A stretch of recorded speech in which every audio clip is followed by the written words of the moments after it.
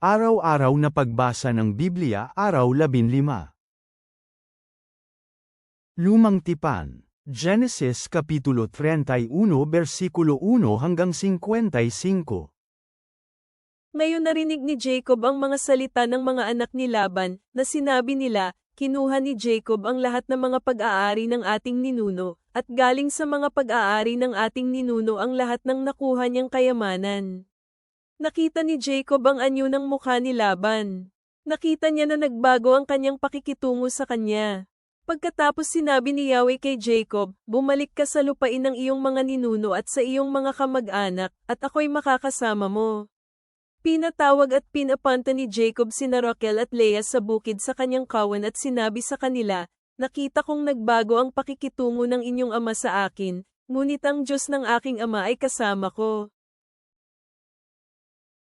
Alam ninyong pinaglingkuran ko ang inyong ama ng buong lakas ko. Nilinlang ako ng inyong ama at pinalitan ng 10 beses ang sahod ko, ngunit hindi siya pinahintulutan ng Diyos na ako'y masaktan. Nang sinabi niya, ang batik-batik na mga hayop ang ibibigay kong sahod sa iyo, sa gayon ang lahat ng buong kawan ay nagsilang ng mga batang batik-batik. At nang sinabi niya, ang mga guhita ng iyong magiging sahod, sa gayon ang lahat ng buong kawan ay nagsilang ng mga batang guhitan. Sa ganitong paraan kinuha ng Diyos ang mga alagang hayop ng inyong ama at ibinigay sila sa akin. Minsan sa panahon ng pagpaparami, nakita ko sa isang panaginip ang mga lalaking kambing na nakikipagtalik sa kawan. Ang mga lalaking kambing ay mga guhitan, batik-batik at may butlig. Sinabi sa akin ng anghel ng Diyos sa panaginip, Jacob. Sumagot ako, narito ako. Sabi niya, imulat mo ang iyong mga mata at tingnan mo ang lahat ng mga lalaking kambing na nagpaparami sa kawan.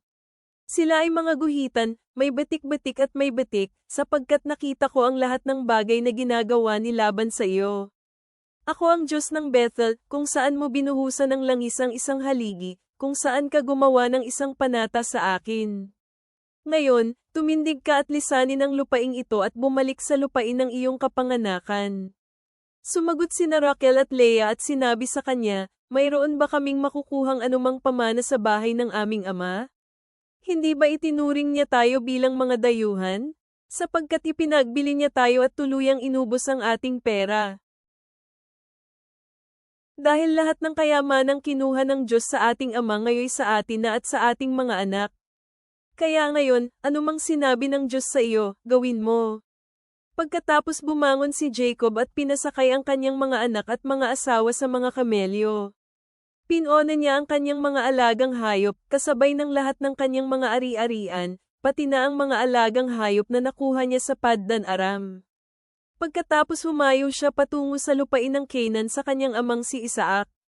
Nang umalis si Laban para gupitan ang kanyang mga tupa, ninakaw naman ni Rachel ang Diyos ng sambahayan ng kanyang ama. Nilinlang din ni Jacob si Laban na Aramin, sa hindi pagsasabing aalis siya. Kaya tumakas siya dala lahat ng mayroon siya at nagmamadaling tumawid sa ilog, patungo sa dako ng burol na bansa ng Galaad. Sa ikatlong araw, nalaman ni Laban na tumakas si Jacob. Kaya dinala niya ang kanyang mga kamag-anak at tinugis siya sa 7 araw na paglalakbay. Naabutan siya sa burol na bansa ng Galaad. Ngayon nagpakita ang Diyos kay Laban na Aramin sa isang panaginip sa gabi at sinabi sa kanya, mag-ingat kang magsalita kay Jacob, kahit masama man o mabuti. Naunahan ni Laban si Jacob. Ngayon itinayo ni Jacob ang kanyang tolda sa burol na bansa. Nagkampo rin si Laban at ang kanyang mga kamag-anak sa burol na bansa ng Galaad. Sinabi ni Laban kay Jacob, ano ang ginawa mo, na nilinlang mo ako at tinangay ang aking mga anak na babae na parang mga bilanggo sa digmaan? Bakit ka tumakas ng palihim at nilinlang ako at hindi mo man lang ako sinabihan? Pinaalis sana kita ng may pagdiriwang, at may mga awitin, may tamboran at may mga alpa. Hindi mo ako pinayagang halikan ng aking mga apong lalaki at babae upang makapagpalem.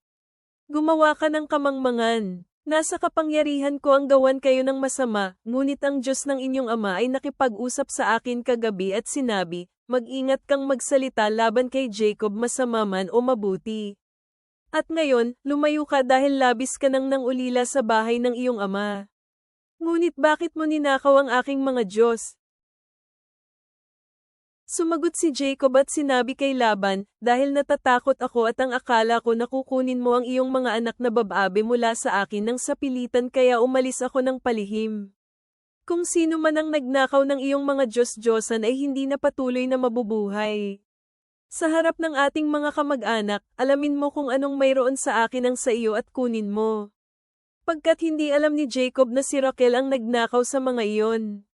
Pumunta si Laban sa tolda ni Jacob, sa tolda ni Leah at sa tolda ng dalawang babaeng alipin, ngunit hindi niya natagpuan ang mga ito.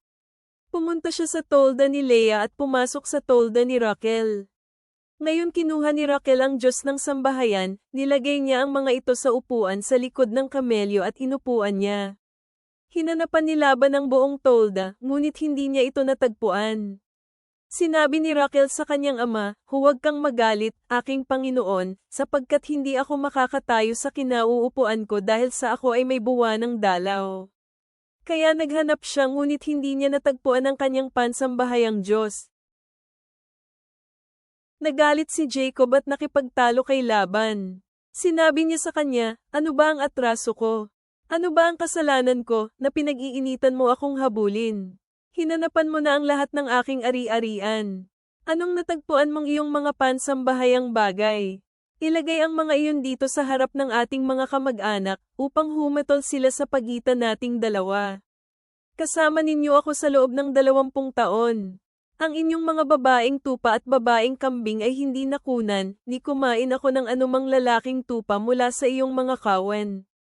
Ano man ang nilapa ng mga mababangis na hayop hindi ko dinala sa iyo. Sa halip, anak ko ang pagkawala nito.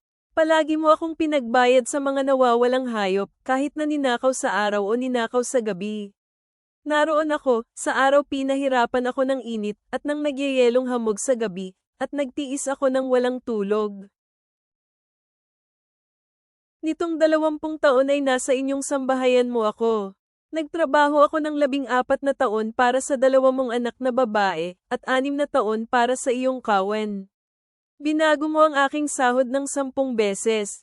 Kung ang Diyos na sinasamba ng aking ama, ang Diyos ni Abraham, at ang isang kinatatakutan ni Isaac ay kasama ko, tiyak na ngayon pinaalis mo na sana akong walang dala. Nakita ng Diyos ang aking kaapihan at kung gaano kabigat ako nagtrabaho, at pagsabihan kanya kagabi. Sumagot si Laban kay Jacob, ang mga anak na babae ay aking mga anak na babae, ang mga apo ay aking mga apo, ang mga kawan ay aking mga kawan. Lahat ng nakita mo ay akin. Ngunit ano ba ang gagawin ko ngayon sa aking mga anak na babae at sa magiging anak nila na kanilang isinilang? Kaya ngayon, gagawa tayo ng isang kasunduan, ikaw at ako, at hayaang maging saksi ito sa pagitan mo at sa akin. Kaya kumuha si Jacob ng isang bato at itinayo bilang isang haligi. Sinabi ni Jacob sa kanyang mga kamag-anak, magtipon kayo ng mga bato. Kaya kumuha sila ng mga bato at gumawa ng isang tumpok. Pagkatapos doon sila kumain sa may tumpok. Tinawag ni Laban itong Jegar sa Haduta, ngunit tinawag ni Jacob itong Galid. Sinabi ni Laban, ang mga tumpok na ito ang isang saksi sa pagitan ko at sa iyo ngayon. Kaya ang pangalan ay tinawag na Galid. Tinawag din itong Mispa, dahil sinabi ni Laban, nawa si Yahweh ang magbantay sa pagitan mo at ako, kung hindi natin nakikita ang isa't isa. Kung abusuhin mo ang aking mga anak, o kumuha ka ng ibang mga asawa maliban sa mga anak ko, bagamat wala tayong kasama, tingnan mo, ang Diyos ang saksi sa pagitan mo at ako. Sinabi ni Laban kay Jacob, tingnan mo ang tumpok na ito at tingnan ang poste, kung saan itinakda ko sa pagitan mo at ako. Ang poste na ito ay isang saksi, at ang haligi ay isang saksi, na hindi ako lalampas sa tumpok na ito patungo sa iyo, at hindi ka lalampas sa tumpok na ito at sa haliging ito patungo sa akin, para gumawa ng pinsala. Naway ang Diyos ni Abraham, at ang Diyos ni Nahor, ang Diyos ng kanilang ama, ang humatol sa pagitan natin. Nanumpa si Jacob sa Diyos, na kinatatakutan ng kanyang amang si Isaac. Nag-alok ng isang alay si Jacob sa bundok at tinawag ang kanyang mga kamag-anak para kumain. Kumain sila at nanatili sila sa bundok buong gabi. Madaling araw pa bumangon si Laban, hinalikan ng kanyang mga apong lalaki at mga anak na babae at pinagpala sila. Pagkatapos umalis si Laban at bumalik sa kanyang tahanan. Bagong tipan. Matthew 12:1-21. Nang panahong iyon, sa araw ng pamamahinga, napadaan si Jesus sa mga trayguhan. Ang kanyang mga alagad ay nagutom at nag-umpisa silang pumitas ng mga uhay at kinain iyon. Ngunit nang makita ito ng mga Pariso, sinabi nila kay Jesus, "Tingnan mo, ang iyong mga alagad ay gumagawa ng labag sa kautusan sa araw ng pamamahinga." Ngunit sinabi ni Jesus sa kanila, "Hindi ba ninyo nabasa ang ginawa ni David nang siya ay nagutom at pati ang mga lalaking kasama niya? Kung paano siya pumasok sa tahanan ng Diyos at kinain ang tinapay na handog, na labag sa kautusan na kainin niya at labag sa kautusan na kainin din ng kanyang mga kasama, ngunit nararapat lamang sa mga pari. At hindi ba ninyo nabasa sa kautusan na sa araw ng pamamahinga, ang mga pari sa templo ay nilalapastanganan ang araw ng pamamahinga ngunit hindi nagkakasala? Ngunit sinasabi ko sa inyo na ang mas dakila sa templo ay narito. At kung alam sana ninyo ang ibig sabihin nito, ang nais ko ay habag at hindi handog, hindi sana ninyo hinatulan ang walang kasalanan. Sapagkat ang anak ng tao ay Panginoon ng araw ng pamamahinga. Pagkatapos, umalis si Jesus mula doon at pumasok sa kanilang sinagoga. Masdan ito, may isang lalaki na tuyot ang kamay. Nagtanong ang mga Pariso kay Jesus, at sinabi, "Naaayon ba sa kautusan ang magpagaling sa araw ng pamamahinga, upang siya ay maparatanggan nila ng pagkakasala?" Sinabi ni Jesus sa kanila, "Sino kaya sa inyo, na kung mayroon siyang nag-iisang tupa, at nahulog ang tupang ito sa malalim na butas sa araw ng pamamahinga ay hindi ito iaahon sa butas para ilabas? Gaano pa kaya kahalaga ang isang tao kaysa sa isang tupa? Kaya hindi labag sa kautusan ang paggawa ng mabuti sa araw ng pamamahinga." At sinabi ni Jesus sa lalaki, "Iunat mo ang iyong kamay." Iniunat nga niya ito, at bumalik ang dating kalusugan nito, gaya ng kanyang isang kamay.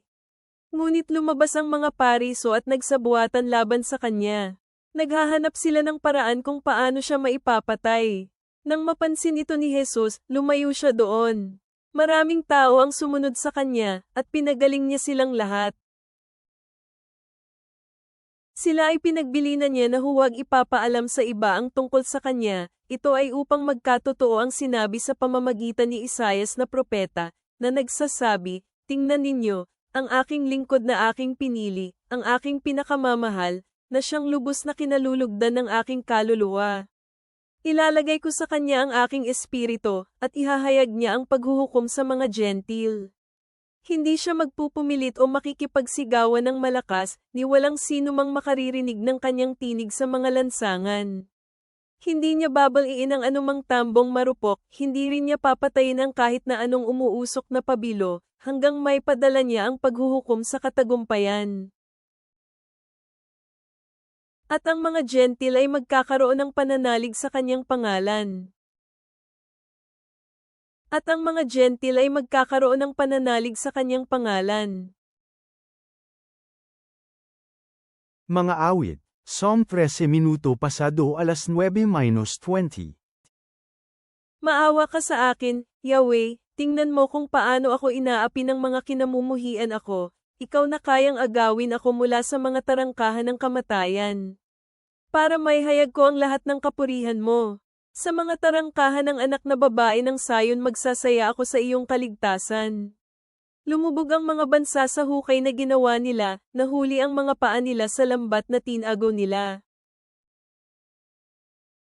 Maawa ka sa akin, Yahweh, tingnan mo kung paano ako inaapi ng mga kinamumuhian ako, ikaw na kayang agawin ako mula sa mga tarangkahan ng kamatayan. Para maihayag ko ang lahat ng kapurihan mo. Sa mga tarangkahan ng anak na babae ng Sayon magsasaya ako sa iyong kaligtasan. Lumubog ang mga bansa sa hukay na ginawa nila, nahuli ang mga paa nila sa lambat na tinago nila. Hinayag ni Yahweh ang kanyang sarili, nagsagawa siya ng paghatol, nahuli sa patibong ang masama dahil sa sarili niyang mga ginawa. Sala ang mga masasama ay binalik at pinadala sa Sheol, ang patutunguhan ng mga bansa na lumimo sa Diyos. Dahil ang mga nangangailangan ay hindi kailanman makalilimutan, o itataboy ang mga pag-asa ng mga inaapi. Bumangon ka, Yahweh, huwag mo kaming hayaang lupigin ng tao, nawa mahatulan ang mga bansa sa iyong paningin. Sindakan mo sila, Yahweh, nawa malaman ng mga bansa na sila ay tao lamang. Sala.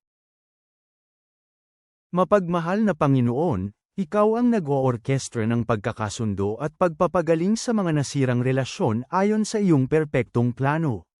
Habang kami ay nakikita ang katotohanan na nagdadala si Jesus ng paghahati bago ang pagkakaisa, ihanda ang aming mga puso upang manatiling matatag sa aming pananampalataya anuman ang halaga. Bigyan mo kami ng karunungan upang harapin ang mga hidwaan ng may biyaya at magsalita ng katotohanan ng may pag-ibig. Nawa kami ay makahanap ng seguridad sa iyo lamang at mamuhay bilang mga tagapamayapa na nagpapakita ng iyong katangian sa isang nanunood na mundo. Nawa ang lahat ng aming ginagawa ay magdala ng karangalan kay Jesu Kristo, aming Panginoon at Hari. Amen.